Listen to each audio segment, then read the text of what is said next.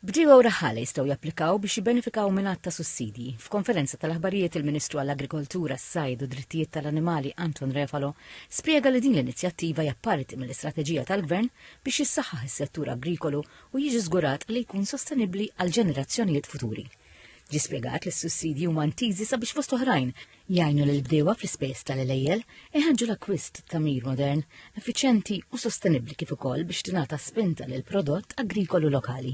Bħala sussidji diġà ħallasna mhux inqas minn 12 miljun euro lir-raħħala u l-bdiewa tagħna. U stmat li sal-aħħar ta' xahar id-dieħel ħallsu 5 miljuni oħra, b'kollox 17 miljun euro sussidji lil dan is-settur. Ġi spjegat li l-iskemi miftuħa huma konfinanzjati mill-fondi Ewropej u minn fondi nazzjonali u dawk eliġibbli li qed jirċievu l-applikazzjoni tagħhom bil-posta id-dar bħalissa. L-applikazzjonijiet jibqgħu jintlaqgħu sal-aħħar ta' Mejju. Waqt l-istess konferenza tħabbar ukoll infetħu numru ta' applikazzjonijiet għal bdiewa u raħala Maltin u Għawċin fejn jistgħu jagħmlu t-talbiet għal ħlasijiet dovuti lilhom minn skemi marbutin mal-art jew mal-annimal fil-każ tar-raħħala li jaqgħu taħt il-pjan strateġiku tal-Politika Agrikola Komuni għal Malta 2023-2027. F'dan l-isfond il-Ministru Refalo ħeġġeġ lil dawk li qed jirċievu l-applikazzjoni tagħhom biex jissottomettu l-applikazzjoni ffirmata mill-aktar fis possibbli sabiex kulħadd ikun jista' jieħu l-pagament sħiħ u dovut.